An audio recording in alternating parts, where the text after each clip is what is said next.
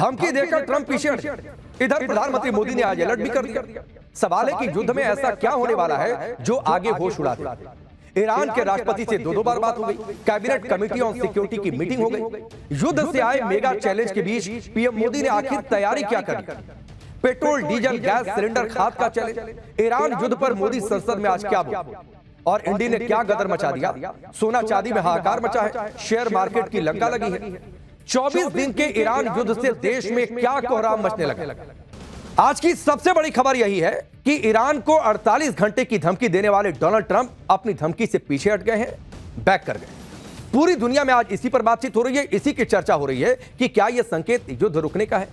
क्या इसके मायने यह निकाले जाएं कि युद्ध आने वाले समय में बहुत जल्द रुक सकता है? लेकिन दुनिया यह भी कह रही है कि ट्रंप की बातों का क्या ठिकाना? वो एक दिन कुछ कहते हैं, दूसरे दिन कुछ और बोलते हैं, तो भरोसा करें तो कैसे? युद्ध जब तक रुक न जाए तब तक किसी बात पर भरोसा नहीं किया जा सकता। इसीलिए आप देखिए कि भले ही ट्रंप कुछ भी कह रहे हो, कुछ भी कर रहे हो, सब देश अपनी अपनी तैयारी कर रहे हैं, क्योंकि जिस युद्ध से दुनिया का कोई लेना देना नहीं था, उस युद्ध ने 24 दिन में पूरी दुनिया को हिला दिया। 24 दिन युद्ध को हो रहे हैं और पानी अब जाहिर सी बात है सिर के ऊपर जा रहा है, क्योंकि स्थिति क्रिटिकल होती जा रही है। और अब तो स्थिति यह है कि युद्ध उस मोड़ पर आ चुका है जहां इसका सीमित नहीं बल्कि बहुत ज्यादा इंपैक्ट सब पर होने वाला है।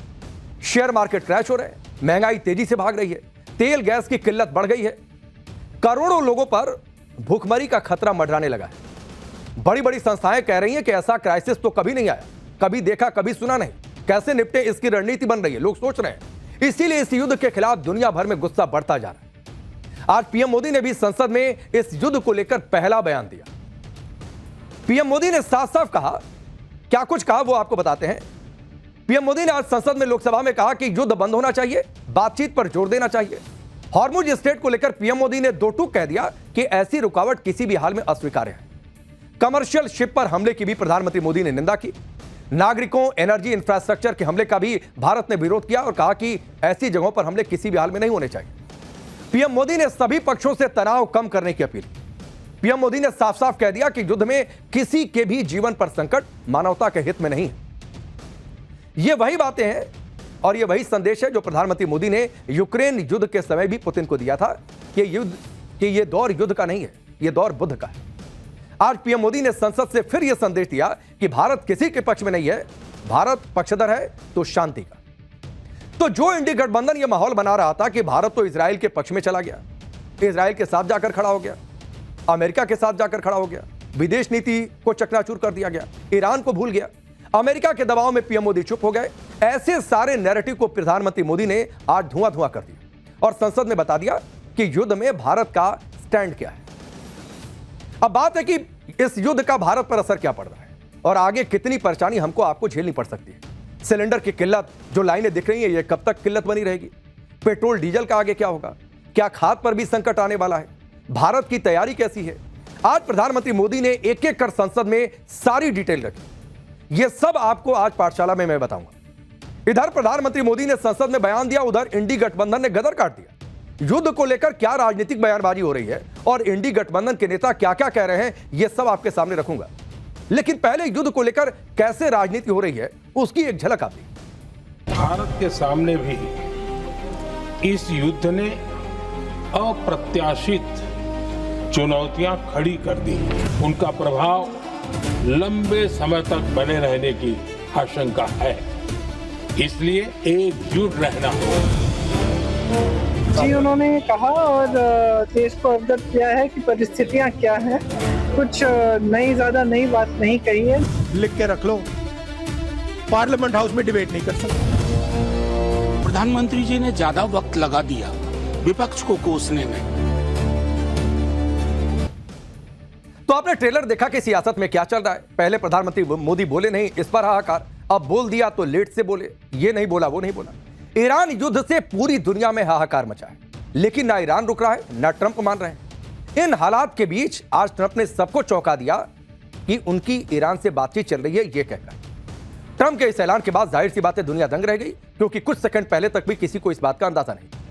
क्योंकि ट्रंप ने तो ईरान को 48 घंटे का अल्टीमेटम दिया था कि 48 घंटे में हॉर्मुज स्ट्रेट नहीं खोला तो ईरान के पावर प्लांट को उड़ा देंगे। लेकिन जैसे ही 48 घंटे की मोहलत आज शाम खत्म होने वाली थी, तभी ट्रंप ने नया दावा कर दिया और दावा यह कर दिया कि ईरान से बातचीत चल रही है। ट्रंप ने दावा किया कि चूंकि बातचीत चल रही है इसीलिए उन्होंने अगले 5 दिन ईरान पर हमले वाले प्लान को टाल दिया। अब सवाल उठता है और हर कोई सोच रहा है कि भाई अचानक ऐसा क्या हो गया कि ट्रंप ने 5 दिन के लिए युद्ध रोक दिया। इसके पीछे ट्रंप का खेल क्या है? ट्रंप की बातों पर किसी को भरोसा क्यों नहीं हो रहा और अंदर ही अंदर क्या चल रहा है, यह सब आपको आगे बताएंगे। लेकिन एक बात क्लियर है और वो ये कि ट्रंप पर किसी को भरोसा नहीं, इसीलिए कि सब अपनी अपनी तैयारी करने में जुटे हैं और सबको भी इस बात का एहसास है ट्रंप के ट्रैक रिकॉर्ड को देखते हुए कि वो कब क्या बोलकर जाएंगे अंदाजा नहीं, इसलिए बेहतर है अपनी तैयारी खुद करें। और तैयारी भारत भी कर रहा है, क्योंकि जब से ईरान युद्ध शुरू हुआ तब से भारत के सामने भी बहुत बड़ा चैलेंज आ चुका है। बड़ी मात्रा में भारत का तेल गैस उस रास्ते से आता है जो रास्ता युद्ध की वजह से 24 दिन से बंद पड़ा हुआ है। और जाहिर सी बात है कि अगर युद्ध चलता रहता है तो आगे ये चैलेंज बढ़ता चला जाएगा, स्थितियां मुश्किल भरी होती जाएंगी और इसी का जिक्र प्रधानमंत्री मोदी आज संसद में कर रहे हैं। आज प्रधानमंत्री मोदी ने ईरान युद्ध को लेकर संसद में जो पहला बयान दिया उसमें भी यही बात कही कि सबको अलर्ट रहना है। पीएम मोदी ने कहा कि युद्ध ने अप्रत्याशित चुनौतियां खड़ी कर दी। युद्ध का असर लंबे समय तक रह सकता है। संकेत था कि अगर लड़ाई आगे खिंची तो ये परेशानियां बढ़ती चली जाएंगी। कोरोना काल के दौरान आने वाली चुनौतियां फिर से सामने आ सकती हैं और इसीलिए वैसे ही एकजुटता की जरूरत है जैसे देश ने कोरोना काल में दिखाई थी। पीएम मोदी ने अप्रत्याशित चुनौतियों की बात की और युद्ध के लॉन्ग टर्म इंपैक्ट का भी जिक्र किया। सुनिए युद्ध को लेकर पीएम मोदी ने क्या क्या कहा और देशवासियों से उन्होंने अपील किया। भारत के सामने भी इस युद्ध ने अप्रत्याशित चुनौतियां खड़ी कर दी हैं। ये चुनौतियां आर्थिक भी हैं, नेशनल सिक्योरिटी से जुड़ी भी हैं और मानवीय भी हैं। युद्धरत और युद्ध से प्रभावित देशों के साथ भारत के व्यापक व्यापारिक रिश्ते हैं। जिस क्षेत्र में युद्ध हो रहा है वो दुनिया के दूसरे देशों के साथ हमारे व्यापार का भी एक महत्वपूर्ण रास्ता है। विशेष रूप से कच्चे तेल और गैस की हमारी जरूरतों का एक बड़ा हिस्सा यही क्षेत्र पूरा करता है। हमारे लिए ये रीजन एक और कारण से भी अहम है।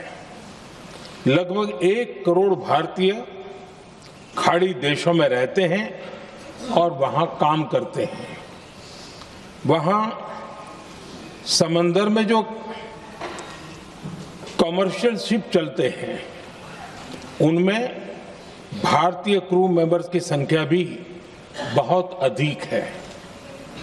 ऐसे अलग अलग कारणों के चलते भारत की चिंताएं स्वाभाविक रूप से अधिक है।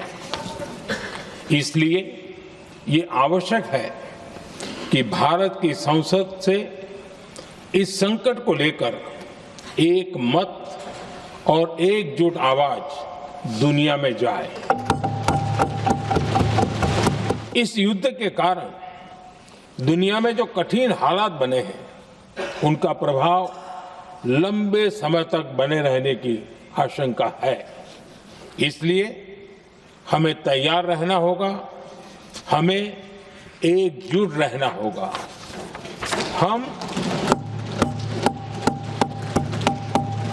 हम कोरोना के समय भी एकजुटता से ऐसी चुनौतियों का सामना कर चुके हैं। अब हमें फिर से उसी तरह तैयार रहने की आवश्यकता है। धीरज के साथ, संयम के साथ, शांत मन से हमें हर चुनौती का मुकाबला करना है और यही हमारी पहचान है, यही हमारी ताकत है। युद्ध को लेकर प्रधानमंत्री मोदी ने अपनी बात कही। सरकार क्या तैयारी कर रही है इसका भी जिक्र किया। प्रधानमंत्री मोदी ने अलर्ट किया क्योंकि आप यह भी समझिए कि भले ही युद्ध आज खत्म हो जाए लेकिन युद्ध का जो असर है वो लंबे वक्त तक रहने वाला है। ऐसा इसलिए क्योंकि जहां से भारत को तेल गैस आता है वहां पर पावर प्लांट सब कुछ बंद है। जो प्लांट है जहां से प्रोडक्शन होता है वो बंद है। कई प्लांटों पर हमले हो चुके हैं, प्रोडक्शन ठप पड़ा हुआ है। एक तो सप्लाई की दिक्कत है, आवाजाही की दिक्कत है ऊपर से प्रोडक्शन की दिक्कत है, यानी चारों ओर से समस्याएं एक साथ आई हैं और इसीलिए प्रधानमंत्री मोदी ने इसकी तुलना कोरोना काल से की। ऐसे में जाहिर सी बात है कि अगर युद्ध चलता रहा तो हालात और भी मुश्किल हो जाएंगे, क्योंकि भारत जैसे देश तो तेल गैस को लेकर दूसरों पर डिपेंड है। गैस सिलेंडर का हाल हम पहले ही देख चुके हैं। प्रधानमंत्री मोदी ने आज पेट्रोल, डीजल और एलपीजी को लेकर भी संसद में बातचीत की। पीएम मोदी ने बताया कि भारत के पास 53 लाख मीट्रिक टन का strategic petroleum reserve, 65 lakh metric ton reserve से ज्यादा की व्यवस्था पर देश काम कर रहा है कि इतनी कैपेसिटी देश क्रिएट कर ले। तेल कंपनियों के पास जो रिजर्व रहता है तेल का, वो अलग से है। इस स्ट्रेटेजिक रिजर्व के अलावा पीएम मोदी ने बताया कि मौजूदा संकट से निपटने के लिए मंत्रियों का एक ग्रुप बना है जो हर दिन बैठकें करता है और जो दिक्कत आ रही है उस पर चर्चा करता है और उन दिक्कतों को दूर करता है। इसके अलावा पीएम मोदी ने बताया कि सरकार अलग अलग एनर्जी सप्लायर देशों के बीच संपर्क में है और जहां से जितना संभव है वो इंपोर्ट किया जा रहा है ताकि देश में सामान्य स्थिति बनी रहे। अब युद्ध की वजह से जो संकट आया है उसमें भारत की तैयारी क्या है, भारत की डिप्लोमेसी क्या है, ये सब बातें पीएम मोदी ने संसद में रखी। लेकिन इंडी गठबंधन को पीएम मोदी का जवाब रास नहीं आया। पहले कह रहे थे कि बोले नहीं, अब बोले तो जवाब रास नहीं आया। इंडी गठबंधन संसद में कह रहा है कि अब चर्चा इस पर होनी चाहिए। सुनिए पीएम मोदी के भाषण पर राहुल गांधी और प्रियंका गांधी वाड्रा क्या कह। जी, उन्होंने कहा और देश को अवगत किया है कि परिस्थितियां क्या हैं। कुछ ज्यादा नई बात नहीं कही है, लेकिन हमने जो नोटिस दिया है डिस्कशन के लिए, वो डिस्कशन होना चाहिए ताकि हम भी जवाब दे पाए पूरा सबके पक्ष। सुना है मैंने 25 मिनट का भाषण किया। मैं आपको गारंटी कह रहा हूं, लिख के रख लो, पार्लियामेंट हाउस में डिबेट नहीं कर सकते, कॉम्प्रोमाइज हो गए। अब सोचिए, जहां देश की सरकार व्यस्त है कि अलग अलग जगहों पर कूटनीति के माध्यम से, डिप्लोमेसी के माध्यम से कैसे देश की समस्या का हल निकाला जाए, वहां पर चर्चा नहीं कर सकते हैं, चैलेंज दिया जा रहा है। इस राजनीति के बीच आप ये भी देखिए कि तेल गैस को लेकर तो ग्राउंड पर किल्लत दिखी रही है। इसी दिक्कत को दूर करने के लिए पीएम मोदी कैसे लगातार लगे हुए। शनिवार को प्रधानमंत्री मोदी ने ईरान के राष्ट्रपति मसूद पेजेश्कियान से फिर दूसरी बार बातचीत की। 10 दिनों में ईरान के राष्ट्रपति से पीएम मोदी की यह दूसरी वार्ता है। इससे पहले कल यानी रविवार को पीएम मोदी ने सीसीएस यानी कैबिनेट कमेटी ऑन सिक्योरिटी की मीटिंग की। इस बैठक में युद्ध की वजह से आए संकट से निपटने पर चर्चा हुई। मौजूदा संकट से निपटने के लिए शॉर्ट, मीडियम और लॉन्ग टर्म उपाय क्या हो सकते हैं, इस पर चर्चा हुई और उनको जल्द से जल्द अमल लाने का भी फैसला हुआ। एनर्जी सिक्योरिटी के अलावा भारत के सामने एक और बड़ा चैलेंज है, वो है खाड़ी देशों में रह रहे भारतीयों की सुरक्षा का। पीएम मोदी ने संसद में बताया कि भारतीयों की सुरक्षा और देश हित के लिए वो पश्चिमी देशों के राष्ट्राध्यक्षों से 2 राउंड की बातचीत कर चुके हैं। खाड़ी देशों से अभी तक 3,75,000 भारतीयों की सुरक्षित वतन वापसी हो चुकी है। ईरान से 1,000 भारतीय सुरक्षित लौट आए हैं। संसद में पीएम मोदी ने युद्ध को लेकर भारत का स्टैंड भी क्लियर किया और साफ कह दिया कि ना तो हॉर्मुज बंद होना चाहिए, ना ही कमर्शियल शिप पर किसी तरीके का अटैक होना चाहिए और ना ही एनर्जी इंफ्रास्ट्रक्चर को टारगेट किया जाना चाहिए। सुनिए पीएम मोदी ने क्या कुछ। कमर्शियल जहाजों पर हमला और हॉर्मुज स्ट्रेट जैसे अंतर्राष्ट्रीय जलमार्ग में रुकावट अस्वीकार्य है। भारत डिप्लोमेसी के जरिए युद्ध के इस माहौल में भी भारतीय जहाजों के सुरक्षित आवागमन के लिए निरंतर प्रयास कर रहा है। अध्यक्ष महोदय, भारत हमेशा से ही मानवता के हित में और शांति के पक्ष में अपनी आवाज उठाता रहा है। मैं फिर कहूंगा कि बातचीत और कूटनीति ही इस समस्या का समाधान है। हमारे हर प्रयास तनाव को कम करने, इस संघर्ष को समाप्त करने के लिए है। चलिए, तो संकट की बातचीत हुई, तैयारियों की बातचीत हुई। अब एक राहत की खबर भी आपको देता हूं। 2 भारतीय जहाज हॉर्मुज स्ट्रेट को पार करके भारत की तरफ बढ़ रहे हैं। ये दोनों बड़े जहाज हैं जो एलपीजी लेकर भारत आ रहे हैं और जाहिर सी बात है इस संकट के काल में यह राहत की खबर है। एक जहाज का नाम है जगबसंत तो दूसरे जहाज का नाम है पाइन गैस। खास बात यह है कि ईरान इन जहाजों को हॉर्मुज स्ट्रेट के लारक केशम चैनल से निकाल रहा है। एक और बात महत्वपूर्ण है कि इस रास्ते से ईरान उन्हीं देशों के जहाजों को निकाल रहा है जो उसके मित्र देश है। तो जो लोग कह रहे थे कि ईरान से तो हमने दुश्मनी पाल ली, इजराइल के पक्ष में जाकर खड़े हो गए, उन्हें यह फैक्ट ध्यान से देखना चाहिए कि उस रास्ते से भारत के जहाज निकल रहे हैं जहां से सिर्फ ईरान के मित्र देशों के जहाज निकल रहे हैं। हॉर्मुज स्ट्रेट में ईरान के 2 छोटे छोटे द्वीप लारक और केशम हैं। इन दोनों द्वीपों के बीच में एक सकरा रास्ता है। इसीलिए इस चैनल को लारक केशम गैप कहा जाता है। दावा है कि ईरान ने पहले शिप की ऑनरशिप और कार्गो को लेकर जांच पड़ताल की, यह सुनिश्चित किया कि यह शिप अमेरिका का नहीं है, उसके बाद ही जाने दिया। सरकार पूरी कोशिश भी कर रही है कि बाहर से तेल गैस की सप्लाई होती रहे, क्योंकि हालात बहुत मुश्किल भरे हैं, ग्राउंड पर दिक्कतें दिखाई दे रही हैं। मुंबई में फिर से सिलेंडर की लंबी लाइनें दिखी, ये तस्वीरें आपके सामने हैं। दरअसल केंद्र सरकार ने 5 किलो वाला सिलेंडर प्राथमिकता के आधार पर श्रमिकों को उपलब्ध कराने का निर्देश दिया है, जिसके बाद से एक बार फिर से गैस एजेंसियों पर लंबी लंबी कतारें दिख रही हैं। लोग अपना छोटा सिलेंडर लेकर पहुंच गए हैं। मुंबई के गोरेगांव में लोग 5-5 किलो का सिलेंडर भरवाने के लिए लाइन में खड़े दिखाई। मुंबई से हमारे सहयोगी अतुल की इस ग्राउंड रिपोर्ट को आप देखिए। 8 बजे से हैं। क्या बोला गया, क्या जो है गैस सिलेंडर पहली बार लेकर आए हैं, जिससे पहले भी लेकर आए थे? 3 दिन लेके आए हैं। भाई साहब, आप कितने देर से खड़े हैं? हम भी सर 8 बजे से आए हैं। 8 बजे से हैं। अच्छा, सुबह के नाश्ता किए, अभी खाना भी कुछ नहीं खाया। गैस के चक्कर में यहाँ पे लगाए हुए हैं लाइन जी, लेकिन कुछ संभावना दिखाई नहीं दे रही। कितने देर से खड़ी हैं? 9 बजे से। सुबह 9 बजे से? हाँ। तो क्या 5 लीटर का बाटला लेकर आएंगे, बड़ा वाला है? नहीं, 5 लीटर का। 5 लीटर वाला हाँ। है। ये देखिए, सब लोग अपने अपने सिलेंडर में बैठे। भाई कितने बजे, कब से बैठे हैं आप? सुबह 10 बजे से आए हम। थोड़ा सा खड़े हो जाइए। 8 बजे। बोलो 8 बजे से हैं? अच्छा, तो कहाँ पे रहते हैं आप? संतोष नगर संतोष नगर में रहते हैं। तो पहली बार आए हैं सिलेंडर के लिए लाइन लगाए? पहली बार आया। अभी छोटे बच्चे हैं, दूध गर्म करने को लगता है, पानी गर्म करने को लगता है। कितना दिन किस पे जलाएंगे चूल्हा, किस पे खाना बनाएंगे हम लोग? कितने दिनों से दिक्कत आ रही है? अरे कम से कम हो गया 15-20 दिन से बहुत दिक्कत आ रही है हम लोग को। 600 रुपया दिहाड़ी है हम लोग का। 9 बजे से खड़े हैं, यहाँ से खड़े हैं, सामने दीजिए कैमरा। यहाँ से खड़े, अभी तक कुछ नहीं होने वाला हम लोग का। 15 रोज से दुकान में कितना खाएंगे बड़ा पाव सर? कितना दिन से कर रहे हैं? 15 रोज से हम लोग दुकान से खा रहे हैं। बड़ा पाव 15 रुपए में दे रहा है, 20 रुपए 25 रुपए में देने लगा है। 400 रुपया डेली का है। डेली का 600 कमाते हैं, 400 चल जाता है खाने में। पहली बार जिंदगी में पहली बार आया हूँ। सुबह से आकर खड़ा हूँ, अभी तक ऑटो चलाता हूँ। ये कभी ऐसा नहीं हुआ है, लेकिन जब से शासन प्रशासन कोई ध्यान नहीं दे रहा सर। हम लोग गरीब आदमी मरे, बिल्डिंगों में कोई प्रॉब्लम नहीं है। 13 दिन हो गया है।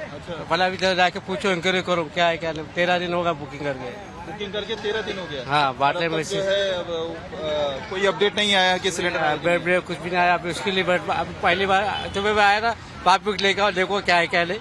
अब मोबाइल में तो बुकिंग होता है, अब उसमें मैसेज सब उसको दिखाया। OTP आया आपको? OTP क्या? OTP नहीं आया। OTP नहीं आया। तो ये छोटे सिलेंडर भरवाने की दिक्कत आपने मुंबई के गोरेगांव की देखी। LPG को लेकर किल्लत कई दिनों से चल रही है। अब एक और तस्वीर देखने को मिली। गुजरात में कुछ जगहों पर पेट्रोल पंप में दिक्कतों की रिपोर्ट आई। अहमदाबाद में रस्सी बांधकर कुछ पेट्रोल पंप में गाड़ियों की एंट्री रोकनी पड़ी, क्योंकि पेट्रोल था नहीं, गाड़ियां घुसे जा रही थी पेट्रोल पंप में। जानकारी के मुताबिक पेट्रोल पंपों पर डीजल का पर्याप्त स्टॉक मौजूद है, लेकिन पेट्रोल का स्टॉक खत्म हो गया। पेट्रोल पंप मालिकों का कहना है कि फंडिंग और सप्लाई कारणों से उन्हें पेट्रोल पंप बंद करना पड़ा है। अहमदाबाद से हमारी ये ग्राउंड रिपोर्ट आप देखिए। अहमदाबाद में आप देख सकते हो कि लोग यहाँ पर आ रहे हैं और आके बिना पेट्रोल के ही वापस जा रहे हैं, क्योंकि यहाँ पर LPG पंप पे रस्सी लगाई हुई है। रस्सी लगाकर पेट्रोल डीजल के पेट्रोल पंप है वो भी बंद कर दिए गए हैं। यहाँ पर डीजल तो है ऐसा बताया जा रहा है, लेकिन पेट्रोल की कमी है और इसकी वजह से पिछले 1.5 या 2 घंटे से यहाँ पर पेट्रोल नहीं है। यहाँ पर काम करने वाले और पेट्रोल भरने वाले लोगों से हमने बात की तो पता चला कि 1.5 घंटे से यहाँ पर पेट्रोल आ ही नहीं रहा है। पेट्रोल डीजल यहाँ पर स्टॉक एकदम बराबर है, लेकिन पेट्रोल खत्म है।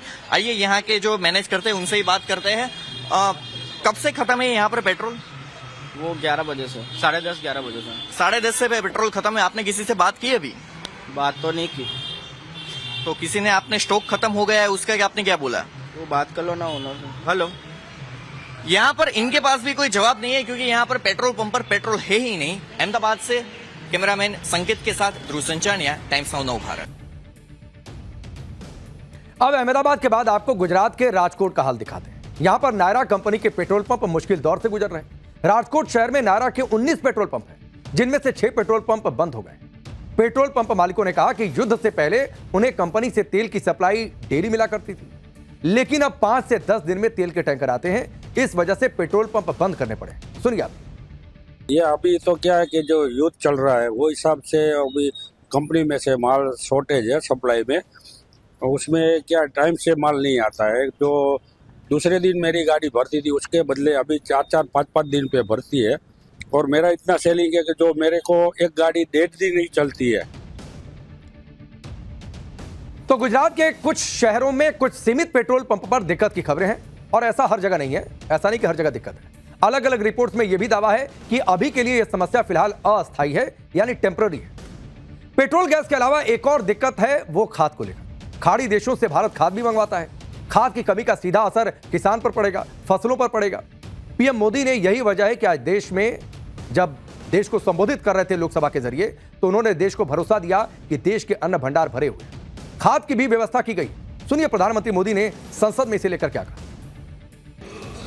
एक बड़ा सवाल यह है कि युद्ध का खेती पर क्या प्रभाव होगा। देश के किसानों ने हमारे अन्न के भंडार भर रखे हैं, इसलिए भारत के पास पर्याप्त खाद्यान्न है। हमारा यह भी प्रयास है कि खरीफ सीजन की ठीक से बुआई हो सके। सरकार ने बीते सालों में आपात स्थिति से निपटने के लिए खाद की पर्याप्त व्यवस्था भी की है। अतीत में भी हमारी सरकार ने दुनिया के संकटों का बोझ किसानों पर नहीं पड़ने दिया था। तो पेट्रोल, गैस, फर्टिलाइजर की किल्लत की आशंका बनी हुई है, इसके बारे में हमने बातचीत कर ली। अब युद्ध अगर लंबा चलता है तो हालात जाहिर सी बात है और ज्यादा बिगड़ेंगे। उधर शेयर मार्केट में युद्ध का इंपैक्ट तो ऑन द स्पॉट दिखाई दे रहा है। आज मार्केट खुला तो मार्केट खुलते ही 1 घंटे के अंदर निवेशकों के 12 लाख करोड़ रुपए सुहा हो गए। पूरे दिन में निवेशकों के 15 लाख करोड़ रुपए गायब हो गए। सेंसेक्स और निफ्टी दोनों में 2.5% के करीब गिरावट दर्ज की गई। 28 फरवरी से अभी तक मार्केट कैपिटलाइजेशन जो है वो 456 लाख करोड़ रुपए से घटकर 414 लाख करोड़ तक आ चुका है।